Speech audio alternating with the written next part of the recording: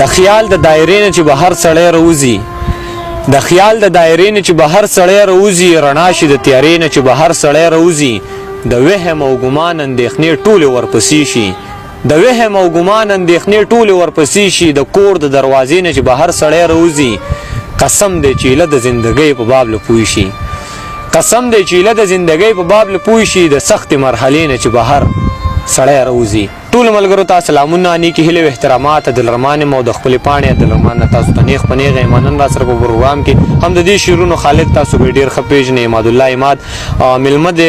عماد نه مو مخکې هم یو مرکه کړې وه، اوس هم ترې څه شعرونه ریکارډ کوو، خو عماد ته به په خپل پروګرام کې به هرکلی وایو. ډیره زیاته مننه ارمانه چې په خپل پروګرام کې د ماله موقع راکړه، ډیره زیاته مننه. ټول ملګرو ته د یاد وي چې عماد د سنګوټې سوات اوسېدونکی دی، د 11م کلاس طالب علم دی، په جانزیب کالج کې میډیکل فیلډ کې دی او ورسره د رڼا پښتو ادبي ټولنې سوات رابطه سکتر هم دی او شاعري د کله نه کې دا خبره به عماد وکړي. شاعري د 2017 نه کومه او بس دغه را روان دی او تر دې دمه ډېره ښه ده. زه یم عماد چې بس شعرونه راته ووایې. بس څه شعرونه دي چې تیز ښه بلها موده وشوه چې نه وینم هغه په سترګو، بلها موده وشوه چې نه وینم هغه په سترګو، اوس نو ته ووایه څه به کوم زه په سترګو. مننه.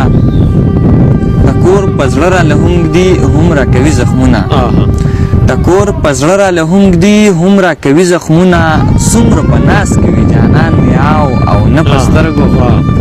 او شعر دی پکې چې بنجاري زره زه په دې کوڅو همیش دغسې بنجاري زره زه په دې کوڅو همیش دغسې پورې کوي دلته کې ټول ښکلي رانجه په سترګو.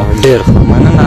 غزل درته وایم چې ژوند مانه چې جدا شي وایه څه به کړم، مانه چې جدا شي وایه څه به کړم، یا که د بل چا شي وایه څه به کړم، او نو خودکشۍ ته به مې پام ګرځي، او نو خودکشۍ ته به مې پام ګرځي، ژوند چې بلا شي وایه څه به کړم. مننه. او نو خودکشۍ ته به مې پام ګرځي، ژوند چې بلا شي وایه څه به کړم، او خود به وارخطا یم حیران به یم، خود به وارخطا یم حیران به یم، ته چې په خندا شي وایه څه به کړم، او تا چې د رقیب مخکې ناشنا کړو ځان، تا چې د رقیب مخکې ناشنا کړو ځان، بیا که مې اشنا شي وایه څه به کړم. او مننه. تا چې د رقیب مخکې ناشنا کړو ځان، بیا که مې اشنا شي وایه څه به کړم، او زه چې په کور نه یم او ګور کې یم، زه چې په کور نه یم او ګور کې یم، ښکلې که بیا راشي وایه څه به کړم. مننه. زه چې په کور نه یم او ګور کې یم، ښکلې که بیا راشي وایه څه به کړم، او مینه کې ما د پام که وګورې، مینه کې ما د پام که وګورې، هسې نه رسوا شي وایه څه به کړم.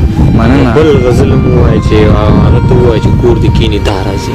هغې غزل نه مخکې دوی شعرونه دي چې یا به دنداسه او یا رانجه به وي، یا به دنداسه او یا رانجه به وي، نور د مینانو جیب کې څه به وي، او ښکلې پام کوه کاڼی مه ګڼه، ښکلې پام کوه کاڼی مه ګڼه، ستا خپو کې چې پروت وي د چا زړه به وي.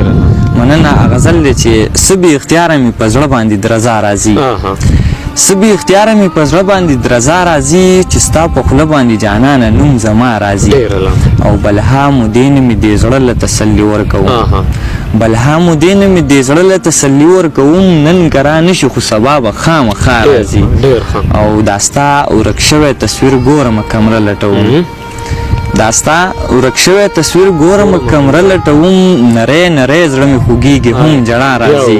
مننه.